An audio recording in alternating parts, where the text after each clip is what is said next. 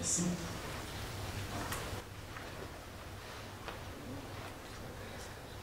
Depuis que j'étudie les religions de l'Inde, plus particulièrement les récits concernant le personnage de Krishna, que je m'intéresse à la question de la réincarnation, souvent considérée comme un emprunt de l'Occident aux religions de l'Inde, je me trouve aux prises avec une catégorie que l'on utilise curieusement à la fois en théologie et en sciences des religions, et d'une manière presque similaire, celle de syncrétisme. On parle de syncrétisme quand on se retrouve face à ce que l'on juge être un amalgame de traditions, de récits, de concepts qui semblent défier l'analyse. Le syncrétisme serait même typique des traditions orientales, ainsi que des nouveaux enseignements qui s'en inspirent. Ce qui vient de l'Inde, c'est bien connu, est confus. Ce serait le syncrétisme qui expliquerait le flou et l'obscurité de tous ces enseignements. De même que l'on a parfois stigmatisé les textes gnostiques des premiers siècles chrétiens en les qualifiant de syncrétiques, de la même manière, certains spécialistes reconnus de l'hindouisme considèrent les récits extrêmement complexes entourant Krishna comme un exemple flagrant de syncrétisme. Les meilleurs spécialistes de l'ancienne culture religieuse du Cambodge ou de l'ancien Népal, pour que ces exemples-là, ne trouvent pas d'autre mot que celui de syncrétisme pour décrire le bric-à-brac de traditions diverses qu'ils y rencontrent.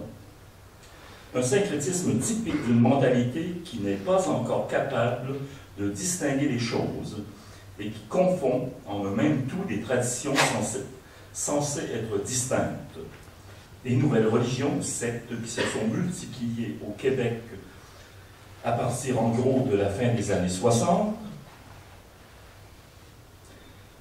ne pouvait être d'un point de vue théologique que le fruit d'un mélange malsain, donc la conséquence d'un esprit confus et d'une sorte d'immaturité religieuse. Les pasteurs chrétiens dénoncent parfois le fait que les chrétiens puissent joindre à la foi au Christ des pratiques plus ou moins magiques et sont prêts à parler de syncrétisme avec d'anciennes croyances censément périmées. Qu'est-ce donc que cette notion de syncrétisme? Un mot savant pour dire mélange indu. Quand on y regarde de près, on se rend vite compte qu'il s'agit non pas d'une catégorie précise, explicitement construite dans le cadre d'une analyse, mais d'une catégorie a priori que l'on plaque sur des phénomènes religieux que l'on renonce à analyser, une sorte de catégorie bouche-trou qui n'explique rien ni en théologie ni en sciences des religions, mais ne fait que confirmer l'existence d'une réalité religieuse complexe et peu acceptable.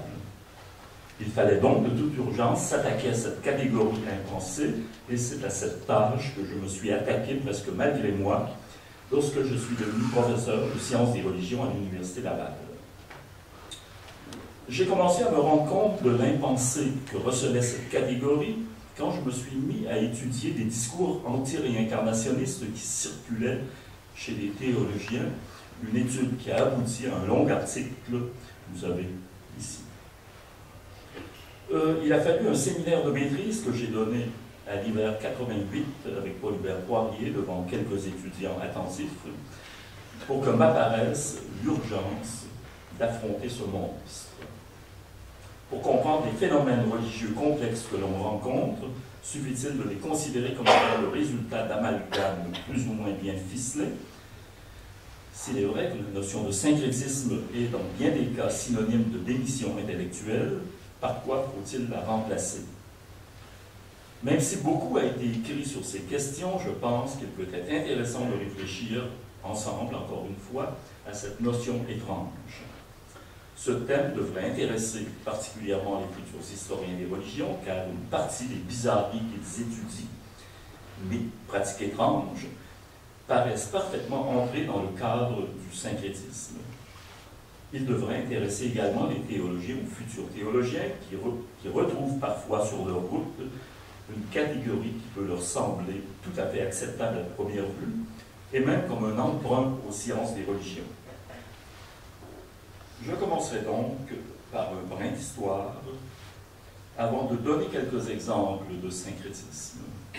Puis, j'aborderai quelques-uns des préjugés sous-jacents à la catégorie de syncrétisme et dirai quelques mots du métissage avant d'en arriver à faire quelques suggestions, donc tout un programme. Remarquez que j'emploie ici le terme de syncrétisme plutôt que celui de métissage, une catégorie qui a pris son essor vers les années 90. Dans une interview, Léopold Senghor, alors président du Sénégal, aurait mentionné qu'un gouverneur des colonies lui avait raconté l'anecdote suivante. Je cite. Le général de Gaulle ayant décidé d'octroyer la citoyenneté française, du moins dans le droit de vote, aux Maghrébins et aux Négro-Africains, le gouverneur lui demanda s'il ne craignait pas une pollution du sang français par le sang arabe et le sang noir. Et de Gaulle de leur avouer, mon cher, vous êtes un bourgeois. L'avenir est au métissage. Je reviendrai brièvement au métissage vers la fin de l'exposé. Mais pour le moment, c'est bien de syncrétisme qu'il s'agit. D'où vient ce mot savant de syncrétisme? Les linguistes assurent qu'il a d'abord été utilisé par le penseur et historien d'origine grecque Plutarque, qui a vécu entre 46 et 125 de notre ère, et s'est installé à Rome pour y faire de l'enseignement. Il l'a utilisé dans un passage de son traité sur l'amour fraternel. Il y donne l'exemple des Crétois, les habitants de la Crète, qui, même s'ils se querellent souvent et se font la guerre, se réconcilient et se coalisent quand un ennemi les attaque de l'extérieur. Et c'est ça qu'il s'appellerait syncrétismos, c'est-à-dire syncrétisme. Ce terme, unique dans la littérature classique, fut repris dans son sens positif seulement à la Renaissance par Érasme, un humaniste féru de littérature grecque. Cet auteur consacre à ce mot un paragraphe de ses adages où il cite explicitement Plutarque dans une lettre à Philippe Mélenchon, un humaniste et réformateur protestant allemand daté du 22 avril 1519. Le même auteur recommande aux gens de lettres, en but à la haine, de faire comme les anciens Crétois et de syncrétiser, car, disait-il, il est juste que nous syncrétisions nous aussi. Et le mot syncrétiser est en grec dans la lettre. Le mot sera ensuite maintes fois repris, et le plus souvent pour désigner un accord fragile entre protestants et catholiques, fondé sur l'opportunisme. Les protestants discutèrent en effet pendant tout le XVIIe siècle d'éventuels compromis avec l'Église catholique, l'Église romaine. Tandis que les uns se montraient ouverts au syncrétisme au sens où ils favorisaient un rapprochement doctrinal entre les catholiques et les protestants, d'autres ridiculisaient le syncrétisme et l'effort d'harmonisation qu'il représentait. À l'effort de conciliation des uns s'opposait l'intransigeance théologique des autres. C'est ce fond de querelle entre protestants et catholiques à la suite de la réforme protestante qui permet de comprendre l'utilisation négative que la théologie catholique réserve le plus souvent à ce mot de syncrétisme. Notez que ce mot faisait alors presque uniquement partie de débats de théologiens. Pour qu'il devienne plus connu des gens cultivés de l'époque, il a fallu attendre la deuxième partie du XVIIIe siècle et l'introduction de ce mot dans l'encyclopédie de Diderot et d'Alembert. Il est en effet question de syncrétisme dans l'article syncrétiste et gnostique, les conciliateurs que Diderot, qui est mort en 1684, a rédigé. Par opposition à l'éclectiste, celui qui choisit les meilleures thèses quand elles paraissent conciliables, qu'il loue et considère comme le seul véritable philosophe, Diderot dénonce le syncrétiste comme un habile pacificateur, cherchant à faire concorder les vérités les plus contraires, se contentant d'à peu près et d'emprunts multiples mal étayés. Le sens qu'il donne à ce terme est négatif. Accepter le syncrétisme, c'est évidemment miser sur l'approximation, sur l'amalgame, et refuser la raison et sa clarté, avec la nuance que pour Diderot, le syncrétiste est essentiellement un être fallacieux. qui cherche à tromper d'une façon ou d'une autre.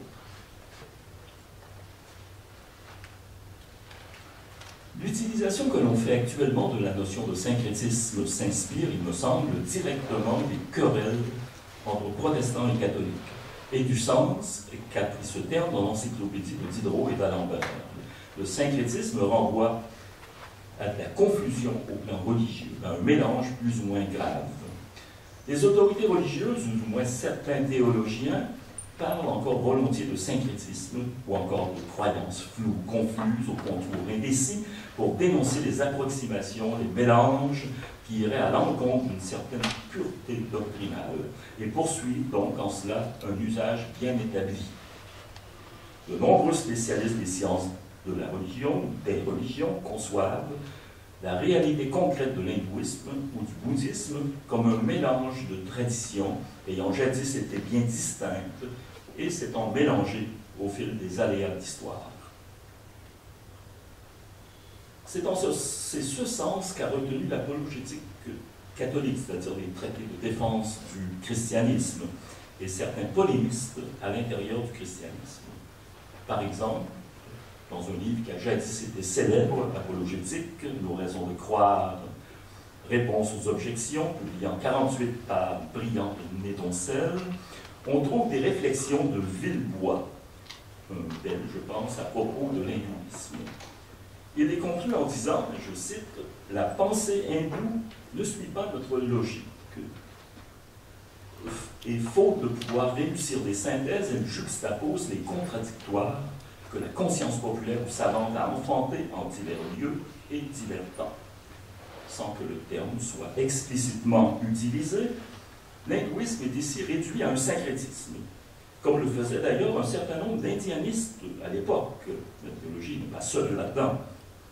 Cette religion apparaît comme un curieux mélange de croyances et de rites dans lequel les seuls points d'unité seraient l'acceptation de la révélation védique et une croyance à la transmigration qui d'ailleurs tournerait facilement au fatalisme. Elle est donc, la notion de syncrétisme, insuffisante.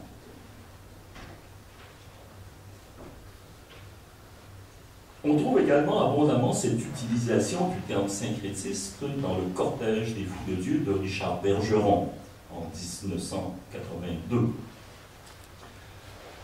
Tous les groupes religieux qui juxtaposent des éléments chrétiens et d'autres provenances sont systématiquement catalogués dans les sectes ou les groupes syncrétistes. C'est le cas par exemple de l'Église de l'Unification qui présente une doctrine inspirée du christianisme, du taoïsme et du mazéisme, dit-il. Également de l'enseignement du maître hindou Rajneesh, dont la technique de méditation est dénoncée comme un alliage syncrétiste de données psychothérapeutiques occidentales et d'éléments empruntés aux divers modèles de méditation hindous et traditionnels.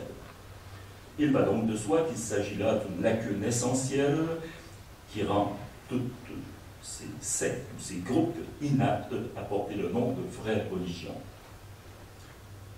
Mais il faut aussi dire que la catégorie de syncrétisme s'était déjà subrepticement glissée dans les analyses des historiens qui tentaient de comprendre les religions.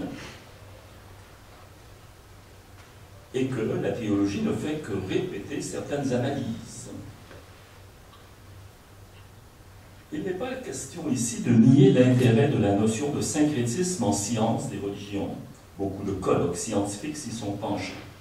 Quand on regarde l'Encyclopedia of Religions, on ne peut que se rendre compte que l'article le plus englobant sur les phénomènes d'emprunt d'une religion à une autre, ou de mélange de religions, porte justement le titre de syncrétisme.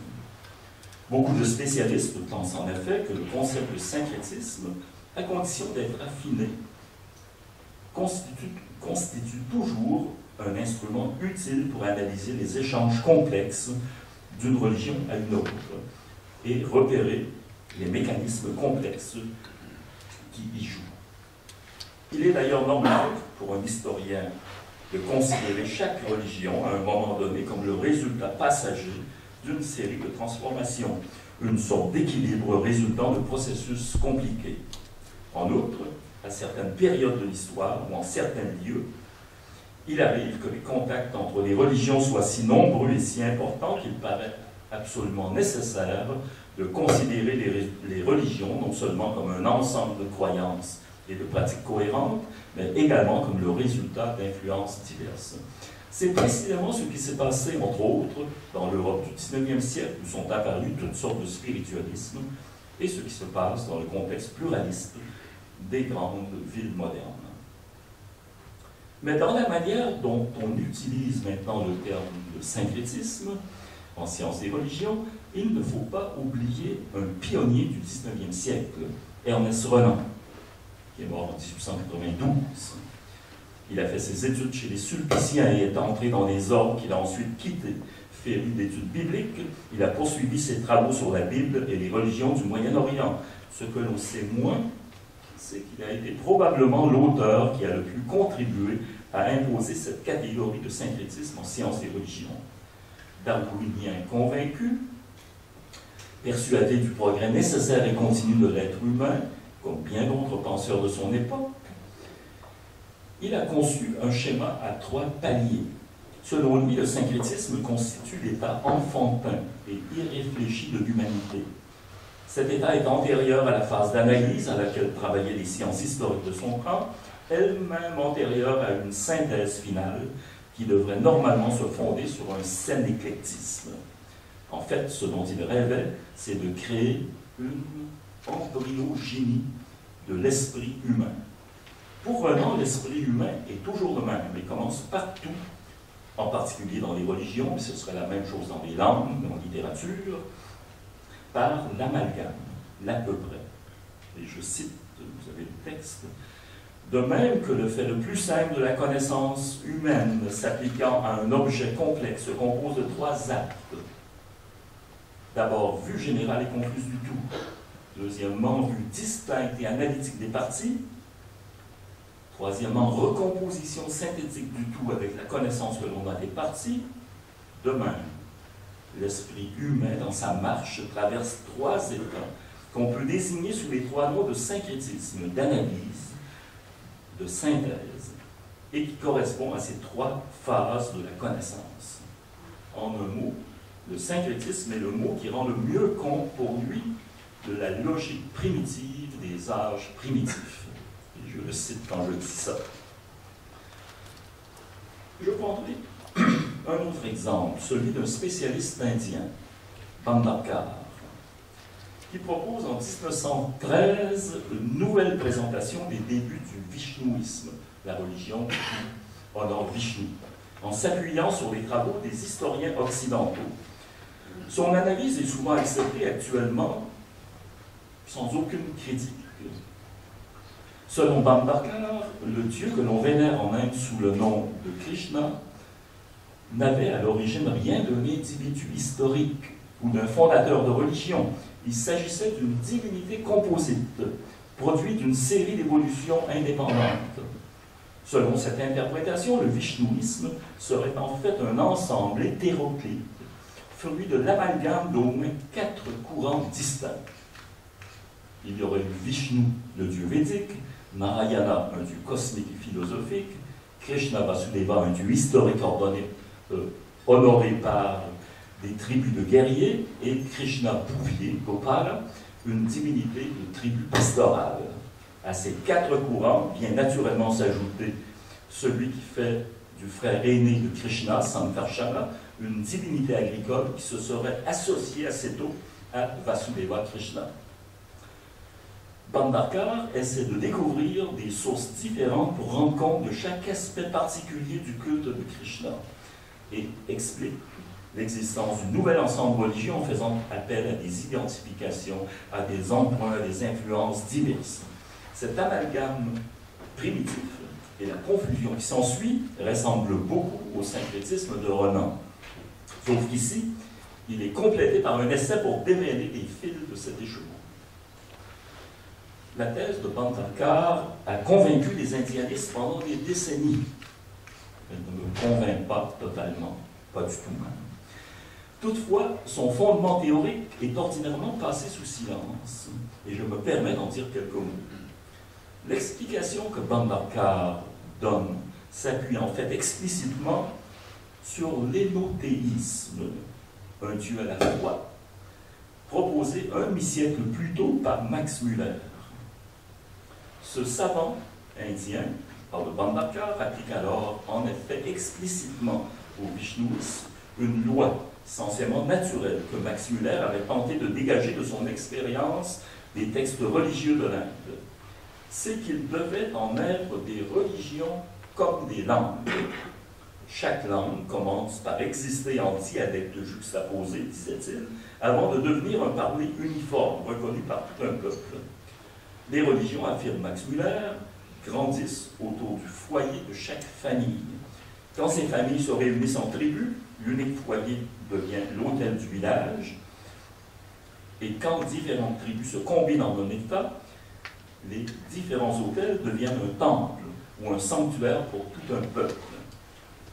Convaincu que les humains sont naturellement monothéistes, Max Müller suppose donc que chaque tribu avait son Dieu et que ce sont les alliances que ces tribus ont dû faire en s'unissant dans ces grandes cités, États, qui permettent d'expliquer le passage du monothéisme, il appelle cela l'énothéisme, un Dieu à la fois, au polythéisme.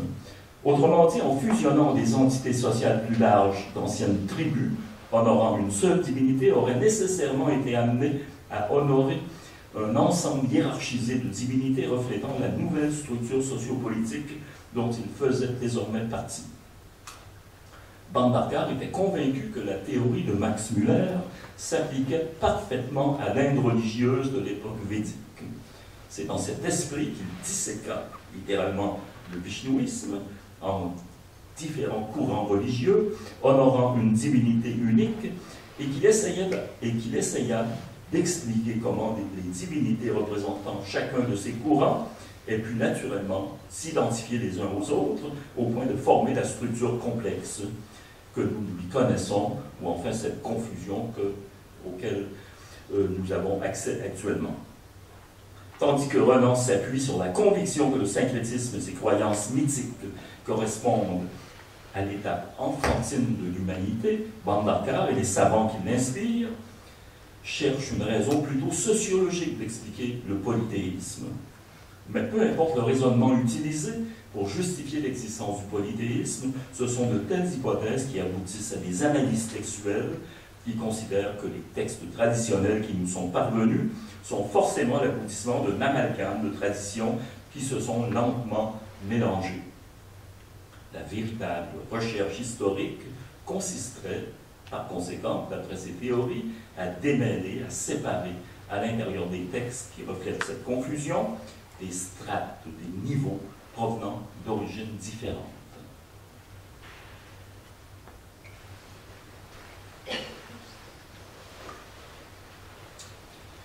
J'ai examiné l'histoire du mot syncrétisme et j'ai donné quelques exemples de la façon dont on l'utilise en théologie comme en sciences des religions. Il faut maintenant se demander quelle conception de la religion se cache derrière de telles utilisations.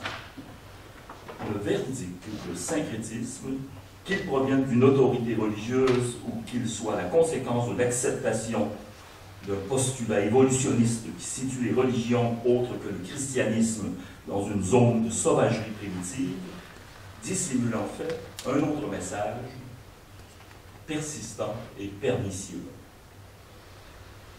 C'est celui selon lequel une véritable religion doit être pure, c'est-à-dire exempte de toute souillure qui viendrait en ternir la pureté originelle, et qui viendrait par conséquent la faire déchoir de son état premier de perfection.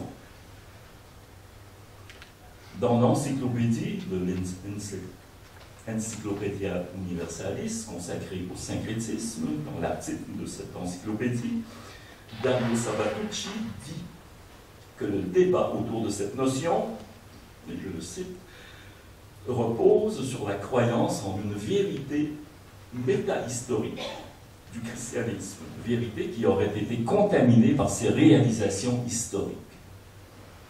Il poursuit en disant qu'à partir du XIXe siècle, l'histoire des religions utilisa plus ou moins consciemment ce terme, donc le syncrétisme, en son sens péjoratif, pour désigner les manifestations, je cite encore, les manifestations religieuses hybrides impures, qui n'étaient pas primitives, mais au contraire dérivées de la combinaison de diverses religions et qui correspondaient à un stade de décadence, c'est-à-dire à l'incapacité de subsister dans la rigueur de leur forme constitutive.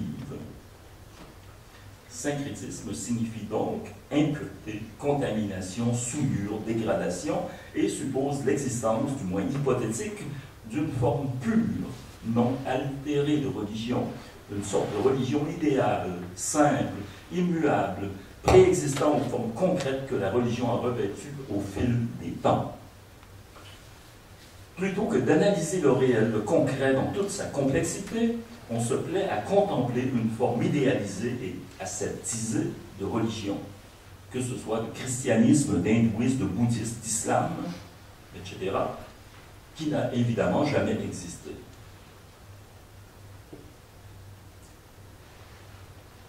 On suppose qu'emportés par le temps, les religions ne peuvent, en se mêlant, que se corrompre et s'abattardir.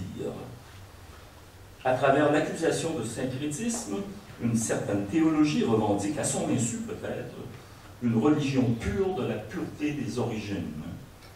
Le christianisme apparaît comme un pur sang qui ne doit s'unir à rien d'impur. Les prophètes juifs fustigeaient de même Israël qui se prostituait aux dieux païens, toujours la même image. L'image d'une vierge pure et sans corruption, qu'on a pu se faire de l'Église primitive, on la trouve dans l'histoire ecclésiastique d'Eusèbe de Césarée, reproduit exactement, trahit le même souci de pureté exclusive et la défense de s'allier à rien d'impur et d'étranger. Mais il faut dire que les sciences des religions ont véhiculé, à leur insu peut-être, une conception à peu près semblable de la religion. C'est cette conception qui est sous-jacente à une partie importante des études bouddhiques, qui se sont longtemps appuyées uniquement sur le canon bouddhique en pali, ou encore sur certains textes de grands penseurs, au détriment de la réalité que nous révèlent maintenant de plus en plus les études archéologiques. Il s'agissait d'un bouddhisme intellectualisé, idéalisé, celui qui a pu séduire Hegel ou Schopenhauer, mais qui a peu de choses à voir avec la réalité concrète que l'on redécouvre aujourd'hui. Les spécialistes actuels, comme Greg Chopin, un américain, ou Robert Schaff, dénoncent ce bouddhisme originel aseptisé, qui n'est en fait qu'une fiction occidentale créée pour rivaliser avec un christianisme originel, également idéalisé. Je cite ici Robert Schaff. Je poursuis. En autant que l'on puisse la reconstituer, la communauté de moines bouddhiques des origines était probablement aussi intéressée par le culte des reliques, des monuments funéraires, des mérites à gagner, etc., que par la lecture des sutras ou des grands traités auxquels très peu de bouddhistes avaient accès de fait.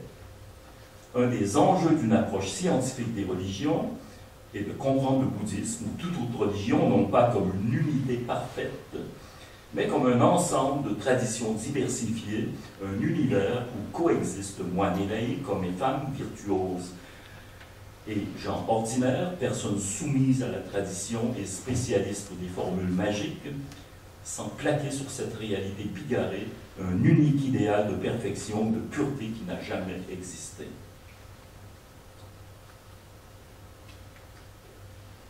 Quelques mots à propos du métissage.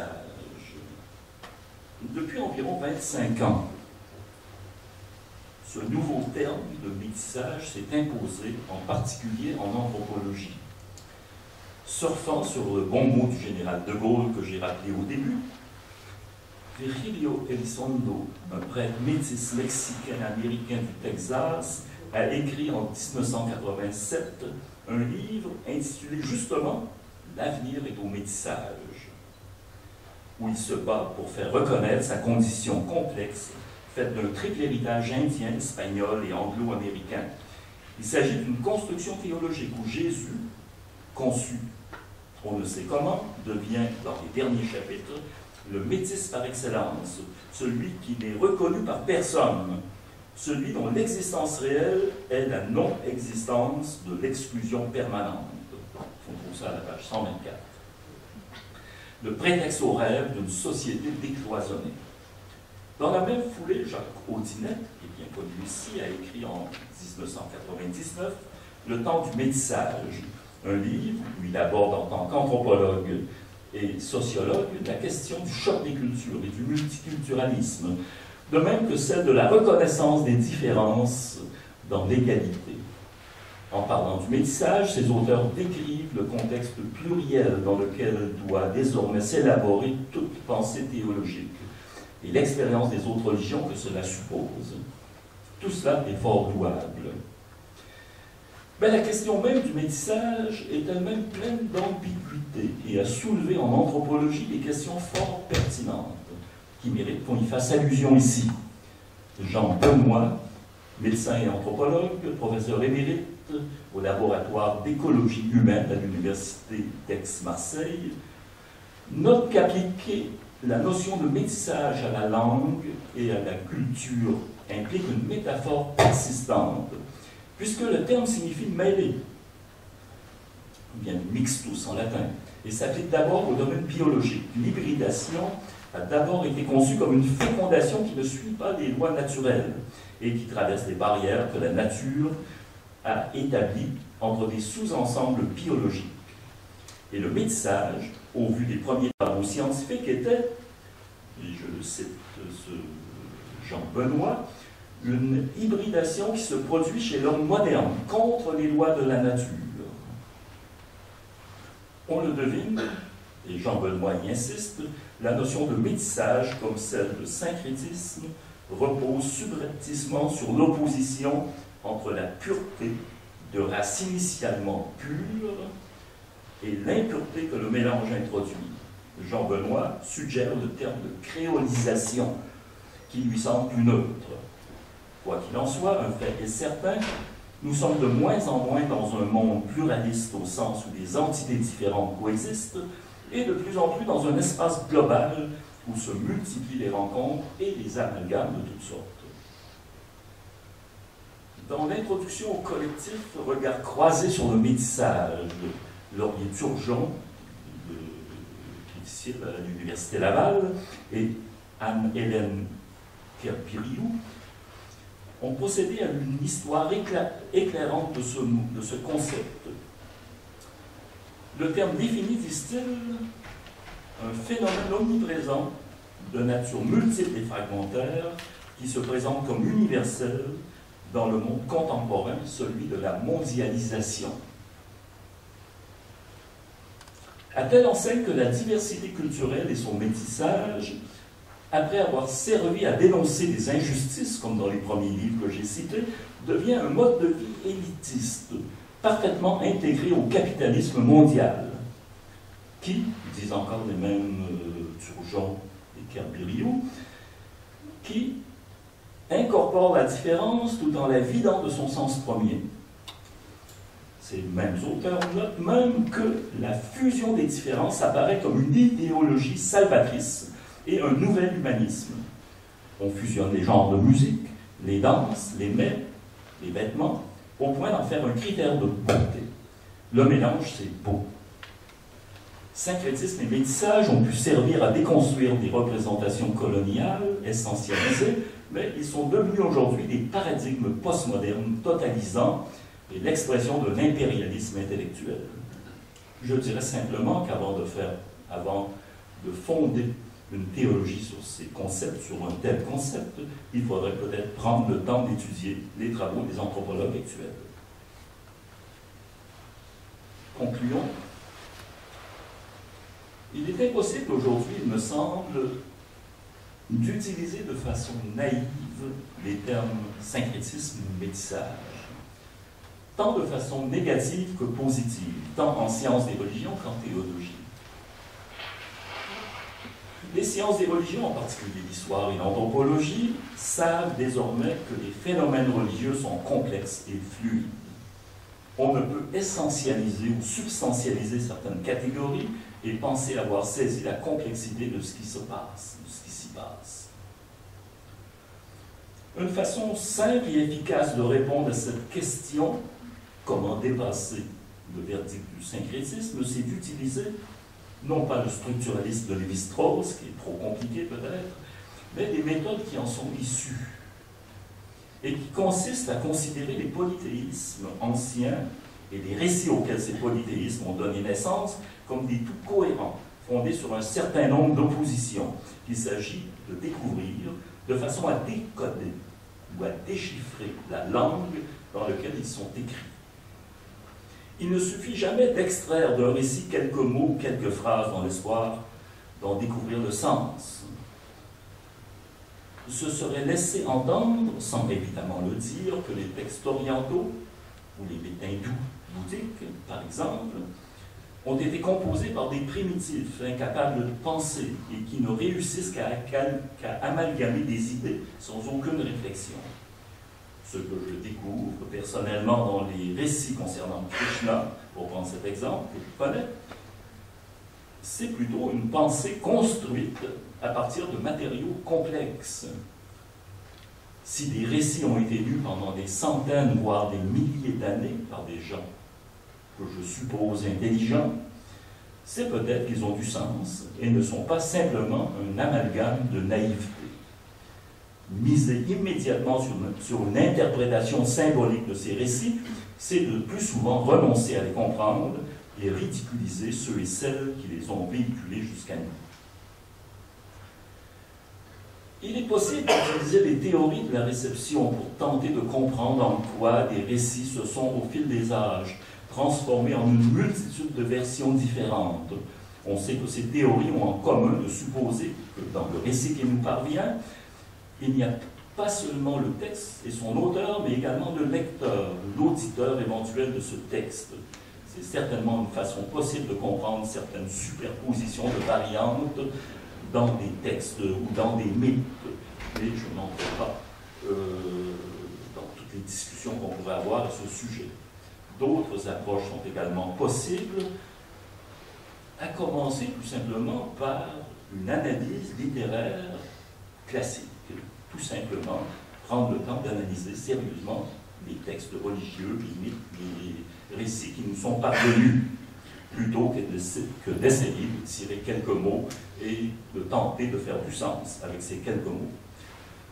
Toutes ces méthodes ont en commun de ne pas simplifier a priori une réalité complexe qui, lorsqu'on ne la comprend pas encore, a l'air d'un grossier amalgame de matériaux bizarres.